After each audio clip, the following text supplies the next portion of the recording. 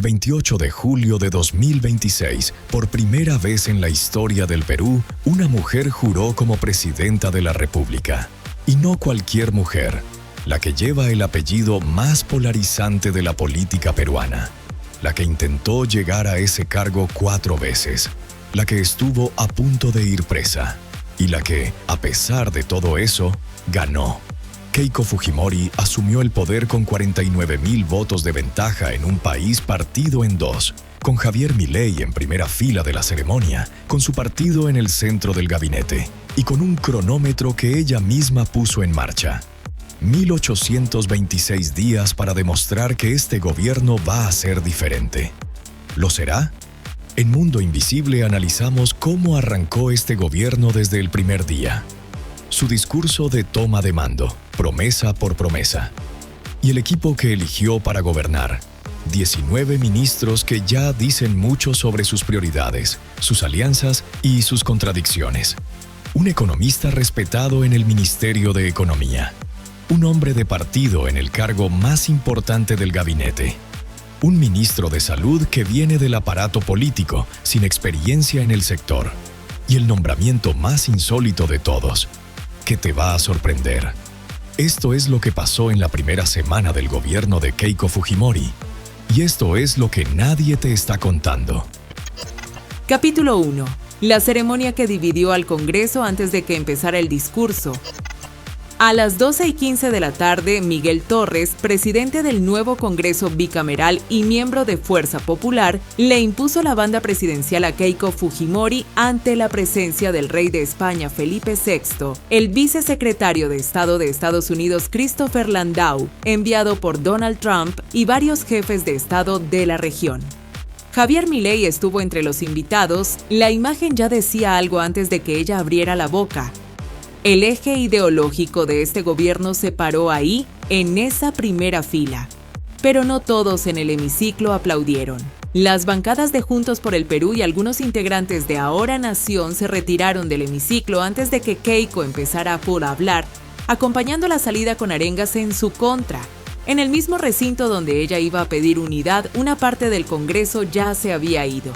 Ese momento resume mejor que cualquier análisis la situación política con la que este gobierno empieza. Una presidenta que ganó por 49.641 votos en un país partido en dos, pidiendo unidad a un Congreso que ya le dio la espalda antes de que comenzara. Capítulo 2. El diagnóstico. Un punto de partida honesto con una pregunta de fondo. Keiko Fujimori abrió su discurso con una invocación religiosa y luego hizo algo que no era obligatorio. Un diagnóstico descarnado del país que recibe. Dijo que recibe un estado debilitado por la corrupción, donde las instituciones dejaron de servir a los ciudadanos. Dijo que, en muchos casos, las instituciones cayeron en manos de intereses poco transparentes para obtener beneficios y privilegios a través de la contratación pública. Y cerró con esto. Este es el país que recibimos hoy. Un país con un potencial infinito, pero trabado y fragmentado por la desconfianza. El diagnóstico es correcto. El Perú llegó al cambio de mando en el último lugar, el 69 de 69, en percepción de corrupción entre las economías evaluadas por el Índice de Percepción Global este año. Las instituciones sí están debilitadas, la desconfianza sí es real. La pregunta que el ciudadano puede hacerse legítimamente es ¿qué va a hacer este gobierno de manera concreta para revertirlo? Porque en el discurso de hoy, la lucha contra la corrupción tuvo un lugar destacado en el diagnóstico, pero no vino acompañada de propuestas específicas. No se mencionó ninguna reforma al sistema de control del Estado, no hubo anuncios sobre la Contraloría o el Ministerio Público, ni medidas concretas sobre transparencia en la contratación pública. Reconocer el problema es un primer paso. El segundo paso, el de las soluciones verificables, está pendiente. Capítulo 3. Seguridad y el niño. Los anuncios más concretos del discurso. Keiko Fujimori declaró la seguridad ciudadana y el fenómeno El Niño como sus dos frentes de emergencia nacional, y en ambos casos fue más específica que en otros temas. En seguridad anunció el fortalecimiento de los sistemas de inteligencia para desarticular organizaciones criminales y de narcotráfico, y la creación de un comando unificado permanente contra el crimen organizado. También anunció que solicitará facultades delegadas al Congreso para poder dictar medidas en estas dos áreas con mayor rapidez, lo que es una señal de que quiere actuar sin esperar los tiempos normales del proceso legislativo. En El Niño, los anuncios fueron los más detallados del discurso. Prometió un plan de contingencia nacional que, en sus propias palabras, romperá con la lógica de la reacción tardía para pasar a la era de la prevención oportuna. Anunció la descolmatación masiva de ríos, la construcción de defensas ribereñas con criterios técnicos modernos, maquinaria pesada en los puntos críticos y un sistema logístico de respuesta rápida para garantizar el abastecimiento de alimentos, agua y medicinas en zonas vulnerables. Y dirigiéndose específicamente a los agricultores, dijo: los agricultores que se vean afectados por el fenómeno climático recibirán asistencia financiera y técnica. Nuestros agricultores no estarán solos. Son los compromisos más verificables del discurso. La Autoridad Nacional de Infraestructura reporta un presupuesto de 1.758 millones de soles para 2026, con un avance de ejecución del 59% hasta ahora. La pregunta concreta que los especialistas ya están haciendo es si ese ritmo de ejecución va a ser suficiente para que las obras principales estén listas antes de las lluvias del verano 2027. Ese es el primer indicador medible que este gobierno tiene encima. Capítulo 4. La economía, el anuncio más concreto y el más cuestionable. Aquí es donde el discurso de hoy tiene su punto más debatible. Keiko Fujimori anunció que su gobierno elevará la remuneración mínima vital a 1.300 soles. Actualmente está en 1.130 soles. El aumento es de 170 soles, un 15% de incremento. Inmediatamente aclaró que ese aumento vendrá acompañado de un bono compensatorio por única vez para las micro y pequeñas empresas para ayudarlas a asumir el mayor costo laboral y promover la formalización. El cuestionamiento legítimo aquí viene de los propios economistas peruanos. Un aumento del salario mínimo sin reformas estructurales de formalización puede tener el efecto contrario al deseado. Empresas que ya operan en la informalidad no tienen incentivo para formalizarse si el costo de contratar trabajadores formales sube. El bono compensatorio es una señal de que el gobierno lo sabe, pero un bono por única vez no es una política sostenible. Anunció también el impulso a la Alianza del Pacífico y a la Comunidad Andina, nuevas oportunidades con el Medio Oriente y el rol del Perú en el Foro de Cooperación Asia-Pacífico. Todo eso son señales de apertura comercial que el sector empresarial recibe bien, pero son señales de largo plazo, no medidas de reactivación inmediata para los peruanos que hoy no llegan a fin de mes. Lo que también llama la atención por su ausencia es Pensión 65, el programa social que la propia Keiko anunció como prioritario durante la campaña. En el discurso de hoy no apareció con la centralidad que tenía en sus promesas electorales. Tampoco hubo anuncios concretos sobre salud o educación más allá de referencias generales. Para un gobierno que prometió gobernar para los más pobres, el discurso de hoy sonó más a agenda macroeconómica que a política social concreta. Eso no significa que no vaya a hacerlo, significa que los primeros 100 días van a ser el verdadero termómetro. Capítulo 5. El llamado a la unidad, las palabras más fáciles del discurso. Este fue el capítulo más aplaudido del discurso y también el que la propia presidenta eligió para cerrar su mensaje. Keiko Fujimori dijo: tendamos los puentes del diálogo, pensemos en las próximas generaciones y no en las próximas elecciones. Y luego, trabajemos como un solo equipo sin distinciones ideológicas porque el hambre, la enfermedad y la delincuencia no tienen color político. Cerró el discurso con estas palabras: asumo el mando con la firmeza que se necesita para gobernar, pero también con la sensibilidad necesaria para escuchar y sanar las heridas de nuestro pueblo.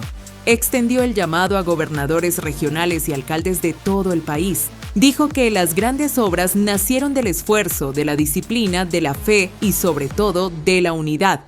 Todo eso suena bien, pero la unidad no se construye con palabras en un discurso del 28 de julio. Se construye con decisiones concretas en los primeros 100 días y las primeras decisiones ya tomadas antes de que comenzara el discurso apuntan en una dirección muy específica. Luis Galarreta, secretario general de Fuerza Popular como Premier. Miguel Torres, también de Fuerza Popular como presidente del Senado, el partido en el centro de todo. Eso no es necesariamente malo, cualquier presidente gobierna con su partido.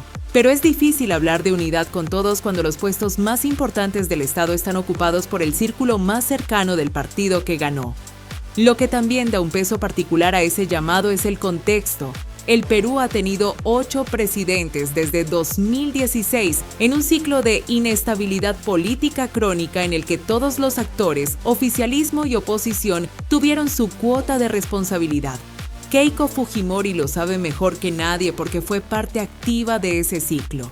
Hoy que le toca gobernar, la apuesta por el diálogo es bienvenida. La pregunta es si las decisiones concretas de los próximos meses van a respaldar esas palabras. Capítulo 6. La política exterior. El séptimo objetivo y lo que revela. Keiko Fujimori fijó como séptimo objetivo de su gobierno el fortalecimiento de la política exterior. Anunció el impulso a la Alianza del Pacífico, a la Comunidad Andina y destacó el rol de España en Iberoamérica. Pero lo más revelador no estuvo en lo que ella dijo, sino en lo que dijeron los líderes que la saludaron. Javier Milei afirmó que el Perú se suma al bloque de países que en la región decidimos plantarnos frente al socialismo y trabajar juntos en la defensa de la libertad. Estados Unidos expresó su expectativa de profundizar la colaboración en seguridad, inversiones y comercio. El presidente electo de Colombia, Abelardo de la Espriella, elogió su patriotismo y su valor. Ese mapa de alianzas dice más sobre la orientación de este gobierno que cualquier párrafo del discurso. El Perú de Keiko Fujimori va a mirar hacia Washington, hacia Buenos Aires, hacia Bogotá bajo la nueva administración. Y va a definirse en oposición abierta a Venezuela, Bolivia y cualquier gobierno de izquierda de la región. Eso tiene consecuencias concretas para más de 1 millón de venezolanos que viven en el Perú y para las relaciones comerciales con países vecinos que no comparten ese eje ideológico. Hoy analizamos al equipo, porque un presidente puede prometer lo que quiera el 28 de julio. Lo que realmente dice cómo va a gobernar es quién elige para que lo acompañe. Estos son los ministros de Keiko Fujimori, y esto es lo que nos dicen sobre el gobierno que viene. Capítulo 1. El Premier, el partido en el centro. El primero en jurar fue Luis Fernando Galarreta Velarde, presidente del Consejo de Ministros. Y esa decisión que Keiko anunció el día antes de asumir fue la primera señal clara sobre cómo va a funcionar este gobierno. Galarreta no es un tecnócrata, no es un perfil independiente que llegó desde la academia o el sector privado. Es un político de toda la vida, con más de 20 años dentro del aparato de Fuerza Popular. Fue congresista múltiples veces. Fue presidente del Congreso entre 2017 y 2018 y es el secretario general del partido. Es, en pocas palabras, el hombre de mayor confianza política de Keiko Fujimori dentro de la organización. Que el Premier sea ese hombre manda un mensaje muy concreto. Este gobierno va a estar coordinado directamente con el partido. Eso tiene ventajas: coherencia interna, disciplina y la capacidad de mover rápido cuando necesite respaldo político. Pero también tiene un costo que los propios analistas ya están señalando.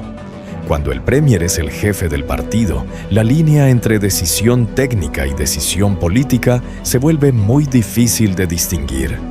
La propia Keiko lo resumió así en la conferencia de prensa donde lo presentó. Le he pedido al señor Galarreta que lidere un gabinete unido, que trabaje con sentido de urgencia, que escuche a la ciudadanía y que su gestión se mida por los resultados. Contará con mi confianza, con mi respaldo, pero también con mi exigencia. Queda por ver si esa exigencia se aplica también cuando los resultados no llegan. Uico, capítulo 2, Economía. El nombre que tranquilizó a los mercados. Si hay un nombramiento en este gabinete que generó alivio inmediato en el sector empresarial y financiero, es el de Elmer Cuba Bustamante en el Ministerio de Economía y Finanzas. Cuba es economista, socio fundador de Macroconsult y uno de los analistas económicos más respetados y citados del país desde hace décadas. No es un político, no es un militante de Fuerza Popular. Es un técnico con trayectoria sólida, conocido por sus análisis rigurosos sobre política fiscal, crecimiento económico y mercado laboral. Su llegada al ministerio más importante del gabinete después de la presidencia del Consejo de Ministros es una señal clara de que Keiko quiere separar la conducción económica de la política partidaria.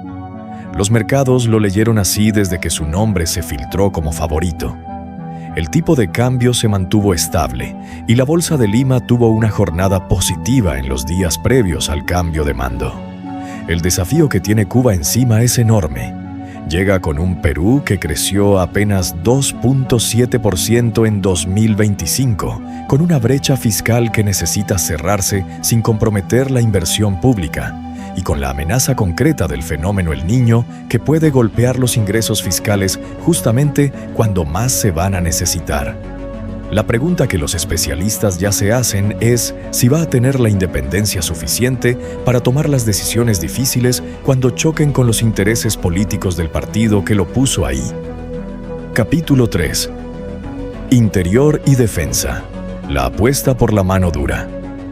Para las dos carteras más vinculadas a seguridad, Keiko eligió perfiles de línea dura con trayectoria castrense. En el Ministerio del Interior llegó el general en retiro César Astudillo Salcedo. Astudillo fue jefe del Comando Conjunto de las Fuerzas Armadas entre 2018 y 2021 y antes comandante general del Ejército. Es un hombre del aparato militar con experiencia en inteligencia y en operaciones de seguridad. En el Ministerio de Defensa llegó Rafael Belaúnde Llosa, ingeniero y empresario con trayectoria en gestión y energía, sin perfil político marcado. La combinación dice algo concreto. Keiko quiere dar la señal de que la seguridad ciudadana, que fue el eje central de su campaña, va a manejarse con estructura y disciplina militar. Astudillo conoce el aparato de seguridad del Estado desde adentro, conoce los mandos de la Policía Nacional y tiene experiencia en coordinar entre fuerzas del orden. El cuestionamiento que los especialistas en seguridad ya plantean es el mismo que planteamos en el análisis del discurso. La inseguridad en el Perú no es solo un problema de fuerza. El Tren de Aragua y las organizaciones de extorsión que operan en Lima y el norte del país tienen raíces que van más allá de la capacidad operativa policial. Penetran instituciones. Tienen conexiones que requieren reformas de fondo, no solo más efectivos en las calles. Si Astudillo llega con esa visión de reforma institucional, tiene potencial. Si llega solo con la visión del operativo, los resultados van a ser limitados. Capítulo 4. Justicia. El nombre más interesante del gabinete. Este es el nombramiento que más conversación va a generar entre los que siguen la política peruana de cerca, aunque en los medios mainstream no haya tenido tanto titular. Ernesto Álvarez Miranda llega al Ministerio de Justicia con un perfil que pocos pueden cuestionar técnicamente. Abogado constitucionalista, expresidente del Tribunal Constitucional. Es uno de los juristas más respetados del país en materia de derecho constitucional. Pero hay un dato de contexto que el espectador informado no puede ignorar. Fue el Tribunal Constitucional, la institución que él presidió, el que en 2024 archivó el proceso penal contra Keiko Fujimori por el caso Cócteles, al determinar que el tipo penal aplicado no correspondía al momento de los hechos. Ese fallo fue uno de los más debatidos de la historia reciente del tribunal. En Mundo Invisible no vamos a sacar conclusiones de ese dato. Lo que sí podemos decir es que poner a un expresidente del Tribunal Constitucional al frente del Ministerio de Justicia es una decisión que genera preguntas legítimas sobre cómo va a relacionarse este gobierno con el sistema judicial. Y que la respuesta a esas preguntas no va a estar en el discurso del 28 de julio, sino en las decisiones concretas de los próximos meses. ¿Qué pasa con la Junta Nacional de Justicia? ¿Qué pasa con el Ministerio Público? ¿Qué pasa con los procesos que involucran a aliados del partido? Capítulo 5. Educación. El regreso de un nombre conocido y polémico. José Antonio Chang Escobedo vuelve al Ministerio de Educación. Y para quienes lo recuerdan, ese nombre trae memoria inmediata. Chang fue ministro de Educación durante el segundo gobierno de Alan García, entre 2009 y 2011. Su gestión es recordada principalmente por dos cosas: la implementación de evaluaciones docentes que generaron una enorme conflictividad con el sindicato de maestros, el Sindicato Unitario de Trabajadores en la Educación del Perú, y los cuestionamientos a su posterior gestión como rector de la Universidad San Martín de Porres, institución que bajo su conducción enfrentó observaciones del ente regulador universitario. Que llegue ahora con Keiko tiene una ironía que los analistas ya señalaron.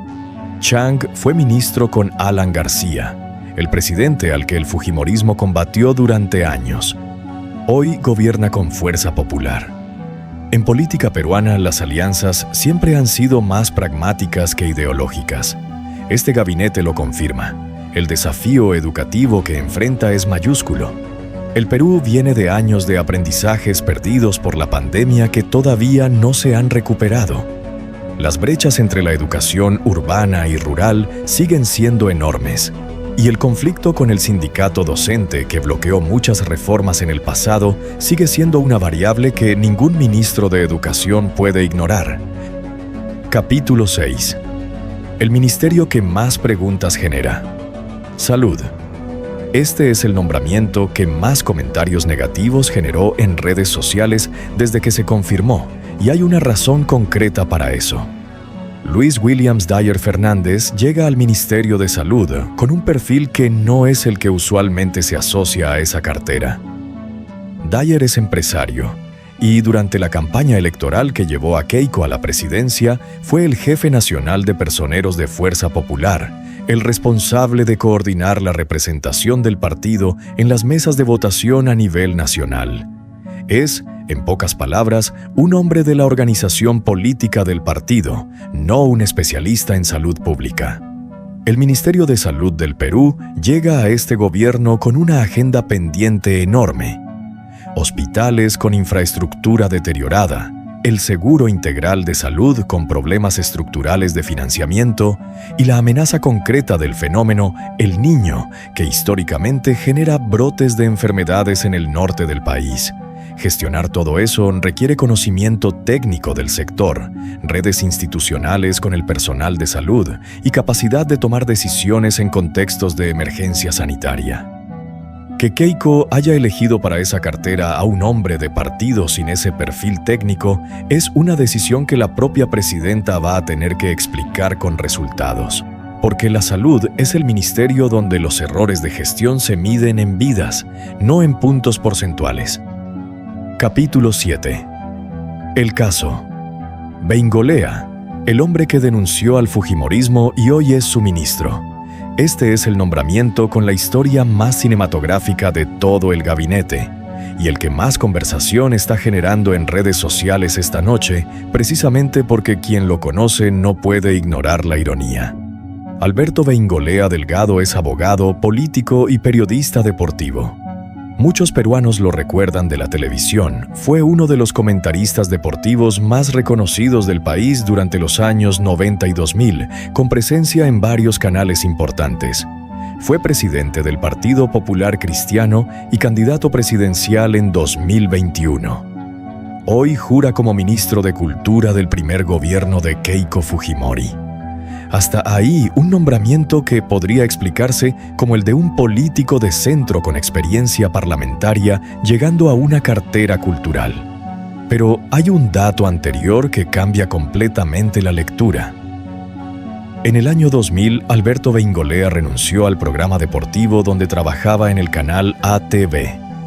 No fue una renuncia silenciosa, fue una renuncia con declaración pública. Beingolea denunció que el régimen de Alberto Fujimori había infiltrado operadores periodísticos dentro del canal, con la complicidad de sus propietarios para controlar la línea editorial y proteger al gobierno de la caída que ya se veía venir. Y con él renunció todo su equipo. Fue un acto que en ese momento fue leído como un gesto de integridad frente a la presión del aparato de poder fujimorista. 26 años después, ese mismo hombre jura como ministro del gobierno de la hija de Alberto Fujimori. La reacción en redes no tardó. Carla García, hija de Alan García, lo dijo sin rodeos en un programa de televisión. Beingolea es hermano siamés de Marisol Pérez Tello. Quiero recordar que cuando estuvimos en alianza con Lourdes Flores Nano, él se fue del partido porque no soportaba tener una alianza con el Partido Aprista Peruano. ¿Y sí soporta ser ministro de la señora Fujimori? En política peruana, las alianzas siempre han sido más pragmáticas que ideológicas. Bengolea no es el único en este gabinete cuya trayectoria previa no parecía apuntar hacia el fujimorismo. Rafael Rey en Transportes fue ministro con Alan García. Rogers Valencia en Comercio Exterior fue ministro con Vizcarra. El gabinete de Keiko es, en ese sentido, un mapa del pragmatismo político peruano. Lo que une a estos nombres no es la ideología compartida, sino la decisión de sumarse al proyecto que ganó. Lo que el nombramiento de Bengolea en Cultura sí genera como pregunta concreta es de gestión. El Ministerio de Cultura tiene una agenda enormemente compleja, con comunidades indígenas, patrimonio arqueológico, conflictos por territorios ancestrales y una deuda histórica con las regiones que ningún gobierno ha terminado de saldar. Si Bengolea llega con una visión clara de esa agenda, su trayectoria política puede ser un activo. Si llega como cuota de alianza, el sector lo va a notar rápido.